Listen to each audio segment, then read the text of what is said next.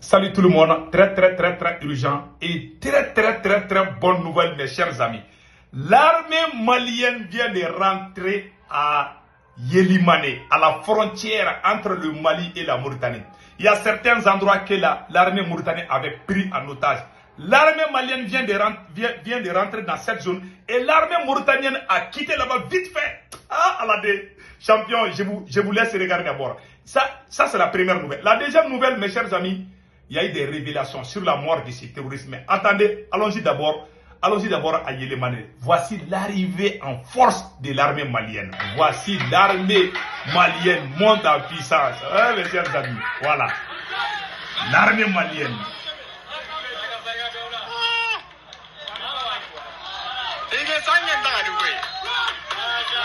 Les gens applaudissent l'arrivée de l'armée à Kanyaga, vers Yelimane. Dans cette zone-là, c'est la Mauritanie qui avait pris ça en otage. Ah, merci à Sadio Kamara, le ministre de la Défense. La deuxième bonne nouvelle aujourd'hui, mes chers amis, il y a une grande révélation sur le terroriste qui a été tué là. Mes chers amis, nous saluons Moussa Acharatoumane. Voilà, Hugo là, sa mort là. Il y a une grande révélation aujourd'hui. Les médias mensonges de la France, RFI et France 24 sont allés dire que ah non, le Mali a acheté du corps là. Ils disent le mouvement dont tu parles, le MSA. En France 24, les faux journalistes comme Wassim Nasser ont dit que le MSA a éliminé le terroriste Abou. Voici le chef du MSA. Le mouvement armé dont la France 24 dit que c'est ce mouvement qui a tué là. Voici le patron.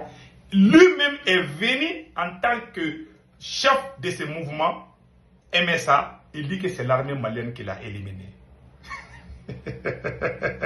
Qui a éliminé ça. Après, on va vous montrer ça. Les vidéos d'aujourd'hui sont très bonnes. Mes chers amis, allons-y à la frontière mauritanienne. Ils ont mis le drapeau malien. Ils ont enlevé le drapeau mauritanien. Ils ont mis le drapeau malien. Je vais vous montrer ça là aussi tout de suite.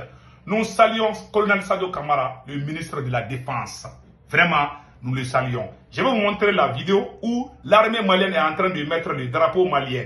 Voilà. Et enlever le drapeau mauritanien et mettre le drapeau malien. Je vais vous montrer ça tout de suite. Nous disons bravo à nos hommes. Voilà la vidéo ici. Voilà la vidéo ici. Ça, c'est le drapeau malien comme ça.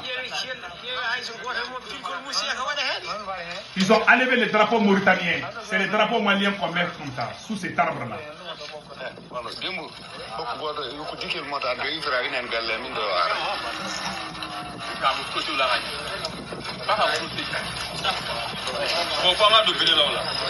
Ça, c'est le drapeau malien comme ça.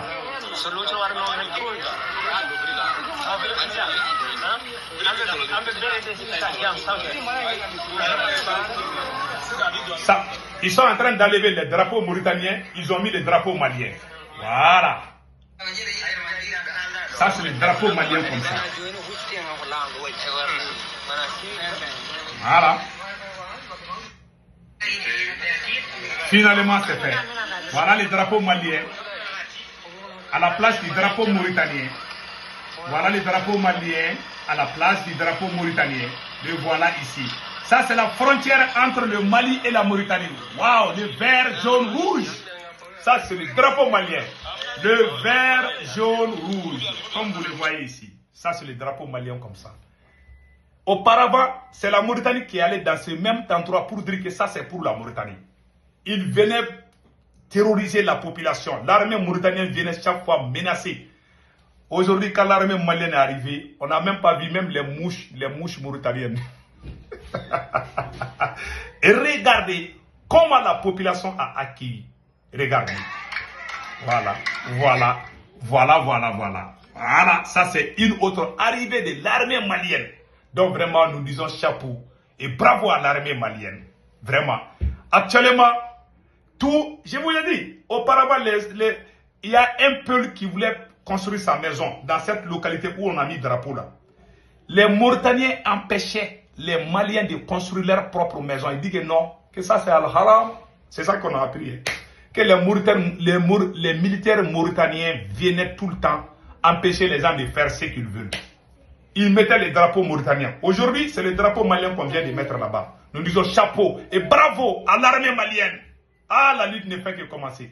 Maintenant, allons-y vers... Nous allons faire une grande révélation concernant la mort de ce chef terroriste. Moussa Ag Ashratouman vient de montrer, voilà Moussa Ag Ashratouman, le secrétaire général du MSA.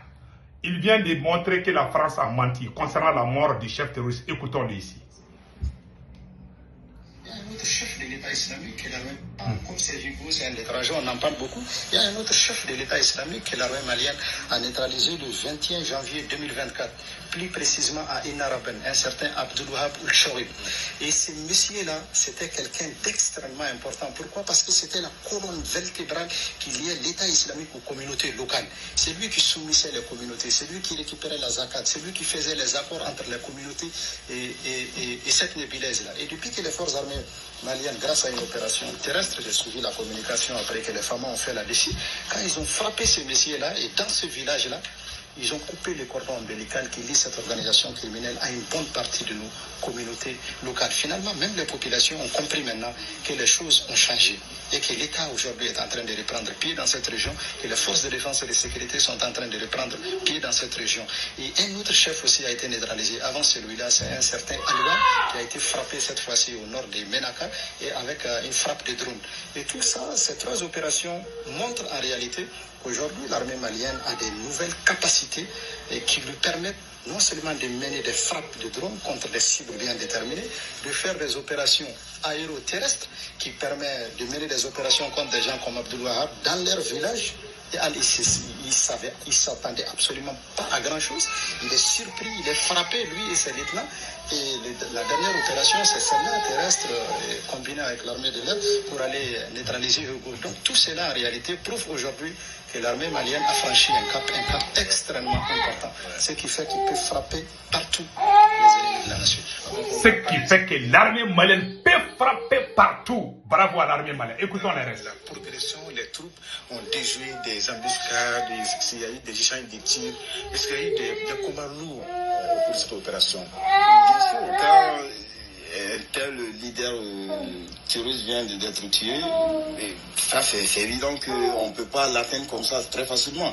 Et quand on regarde la vidéo, ça a été dit. Effectivement, nos hommes, ils ont eu à neutraliser, ok, ou bien à franchir des embuscades et pour pouvoir les neutraliser. Donc, il n'a pas été neutralisé de façon très simple, mais vraiment c'était une opération tellement organisée. Il y a eu de la résistance. Il y a eu de la résistance, bien sûr. Mais tellement c'était bien planifié avec les renseignements bien. Donc, on était à l'aise. On était vraiment à l'aise dans cette opération. D'accord. Oui. Moussa Ag Ashratouman, généralement, quel est le mode opératoire de ces gens-là, de ces terroristes dans ces zones difficiles? Comment ils opèrent? Vous savez, les terroristes, par définition, ce sont des gens qui essayent toujours de surprendre. C'est-à-dire ils attaquent toujours avec l'effet de surprise. Et là, c'est eux qui ont été surpris par l'armée malienne. Voilà. On a inversé les rôles, c'est qu'eux ils faisaient avant, maintenant c'est la même chose que l'armée malienne est en train de le faire. C'est les terroristes qui sont terrorisés. Exactement, les terroristes sont terrorisés parce que tout simplement ils se rendent compte qu'au fait les FAMA viennent les frapper là où ils s'attendent le moins. Et de la manière vraiment la plus professionnelle, parce que comme il le disait tout à l'heure, moi c'est que les sources qui me remontent du terrain, c'est que les FAMA sont venus de tous les côtés. Ils sont venus de la zone de Labzanga, de la zone d'Amsongo, de la zone de Menaka, ce qui fait que quand vous prenez cette zone-là, vous faites les opérations des FAMA sont venues de tous les côtés. Ce qui fait que les gars, ils étaient encerclés et finalement, c'était sauve-qui-paie. Et c'est ce qui a fait que, comme il l'a dit, il y a eu tous ces bons résultats. Je voulais aussi revenir sur le fait que moi, j'ai analysé les images de la mort de Hugo. Quand vous regardez les images de la mort de Hugo, vous allez voir qu'il n'y a pas de goutte de sang sur son corps. C'est extraordinaire. Mais je vais vous expliquer. L'État islamique, ce sont des gens qui prennent une drogue. Quand tu la prends, ça te donne une sensation de confiance, ça te donne un optimisme, ça te donne une sensation de puissance surréaliste qui fait que les risques, tu les minimises par zéro. Et quand tu prends cette drogue-là aussi, on peut te mettre autant de balles que tu veux, il n'y aura aucune goutte de sang. Donc, ici, malgré qu'on lui a mis des balles dans la tête, dans le ventre, dans le corps, il n'y a aucune goutte de sang, hormis un peu de sang qui sortait dans sa bouche-là. Donc ça aussi, ce sont des choses qu'il faudra désormais prendre. Donc Djadja, ces gens-là prenaient la drogue.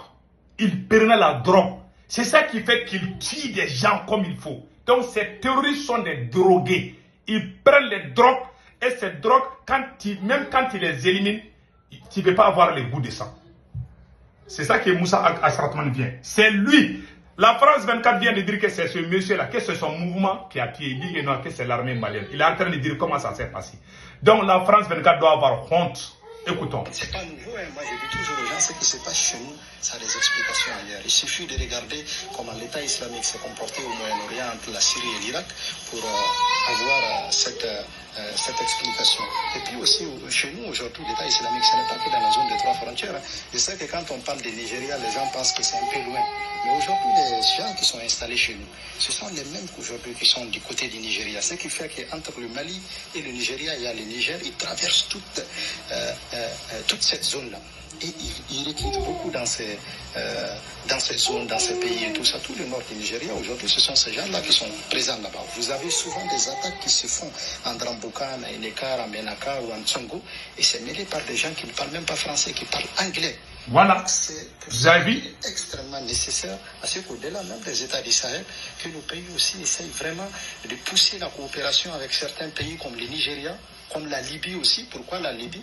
Parce que la plupart des armes qui sont utilisées aujourd'hui chez nous, comme vous le savez, depuis la crise libyenne, la Libye est devenue en réalité un magasin d'armement à ciel ouvert. Et ces gens-là ont des liens jusqu'en Libye, ils ont des liens jusqu'au Moyen-Orient. Ce sont des choses qu'il ne faut absolument pas du tout négliger. Et puis être intransigeant sur tous ces gens-là à un moment donné, à cause de la non-présence de l'État ou bien la faiblesse de l'État qui ont fait croire à nos communautés, à nos populations que le salut c'est peut-être de s'allier ou d'avoir des accords avec des organisations comme Al-Qaïda ou comme Daesh. Je pense que l'État, dans tous ses démembrements, doit être intransigeant envers ce genre de personnes parce qu'ils font partie aussi de ceux qui ont gangréné ce mal-là.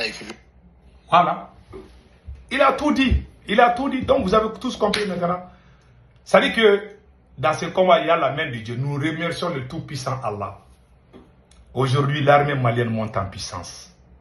Vous avez vu l'élimination d'un grand chef terroriste. Le Mali est en train de récupérer ses terres volées par les autorités mauritaniennes. Donc, mes chers amis, passez un excellent week-end. Ciao, ciao.